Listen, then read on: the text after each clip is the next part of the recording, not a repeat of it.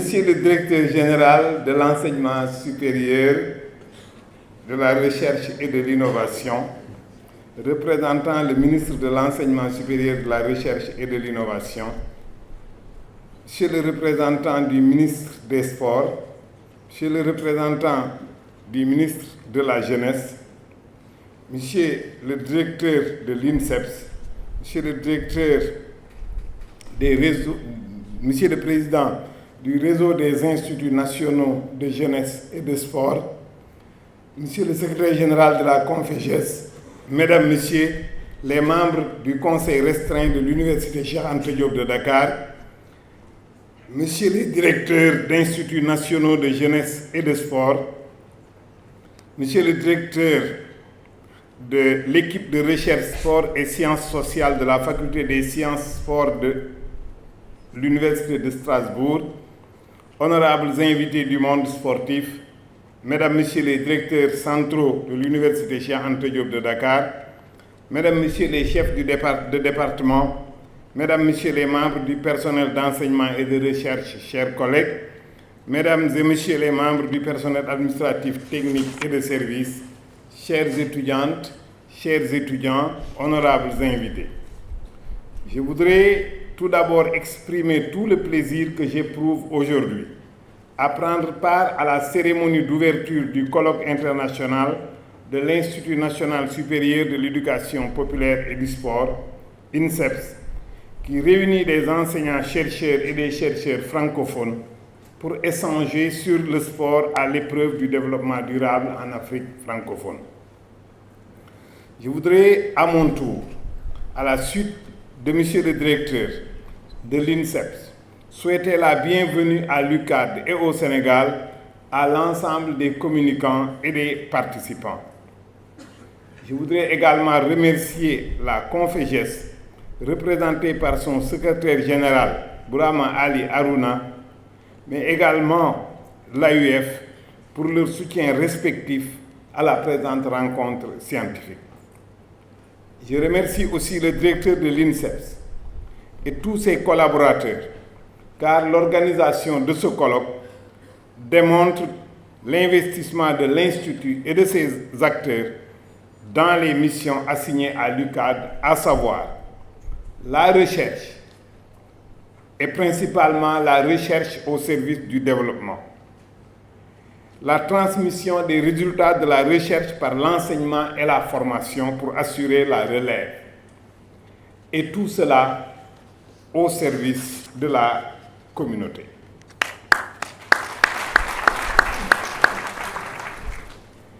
Et ce n'est pas par hasard que la directrice de la vie universitaire et des services de la communauté soit une enseignante de l'INSEPS.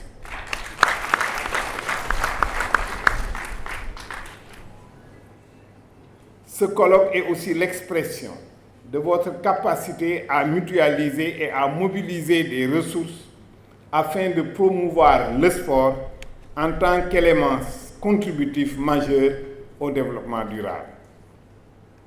À la fin des 30 glorieuses, prenant en compte les limites des ressources disponibles sur notre planète et les effets pervers de la surconsommation, les institutions multilatérales ont mis en avant le concept de développement durable comme un des objectifs de la communauté internationale.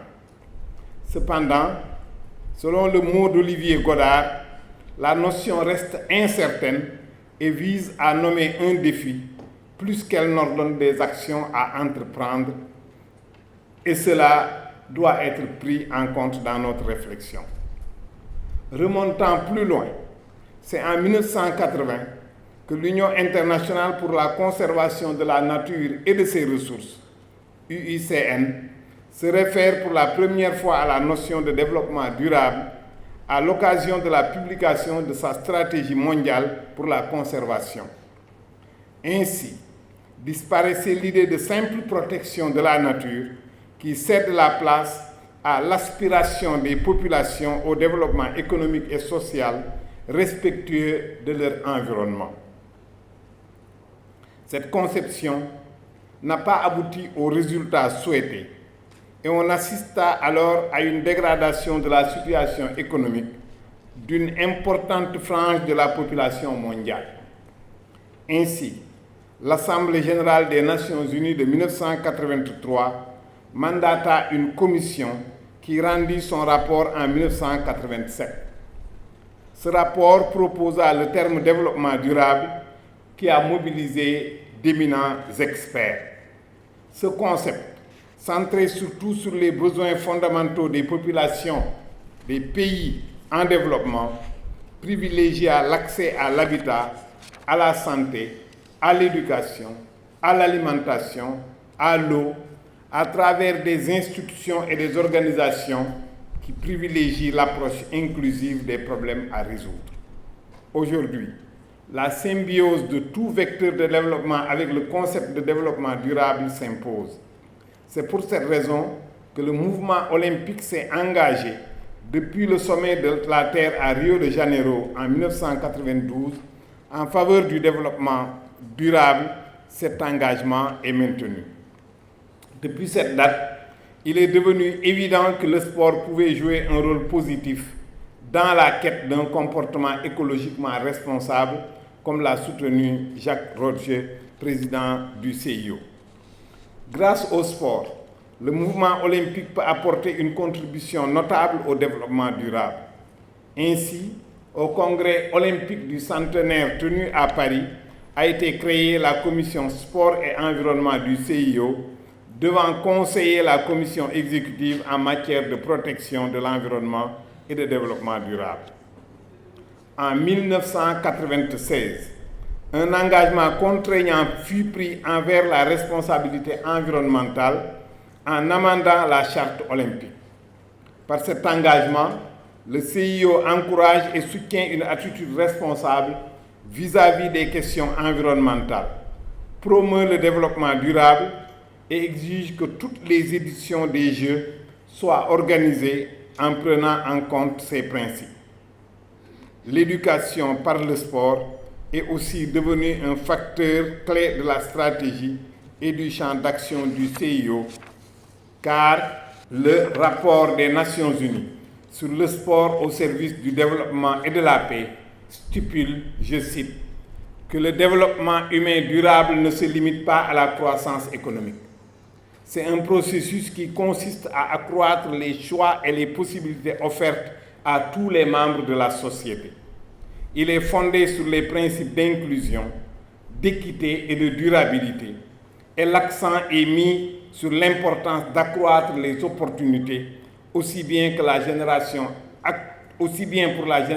actuelle que pour les générations futures. À cet égard, les capacités les plus essentielles au développement humain sont les suivantes.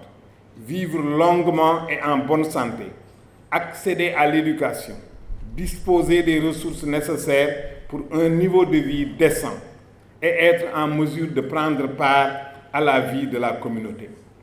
Le sport peut favoriser directement le développement de ces capacités. Vous l'aborderez pendant ces 3 jours selon 3 axes: sport, économie et gestion, sport, santé et intervention, sport, inégalité et intégration.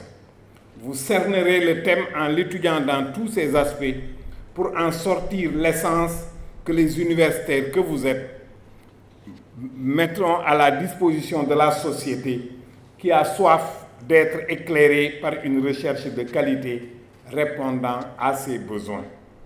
C'est pourquoi le rectorat vous appuiera pour que les actes du colloque puissent être publiés et à temps.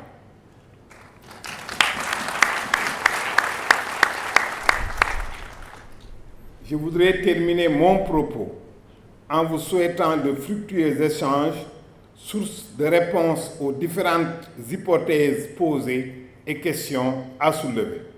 Mesdames et messieurs, honorables invités, je vous remercie de votre aimable attention.